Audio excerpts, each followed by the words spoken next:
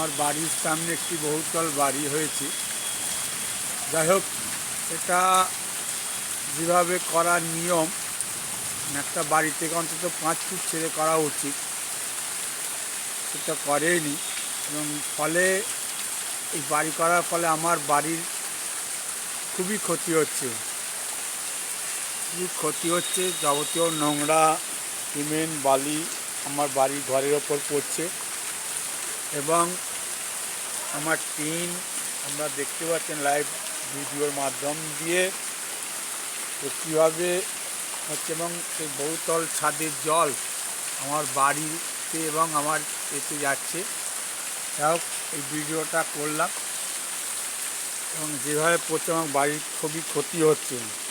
এবং জানি না এটা কীভাবে পারমিশন পেল, তো ওদিকেও দেখাবার চেষ্টা করছি যে কীভাবে বাড়িটা হচ্ছে। এবং আগামী দিনে হয়তো এই বাড়িটা কোনো কিছু হলে আমার বাড়ির ক্ষতি হওয়ার সম্ভাবনা একটা আছে।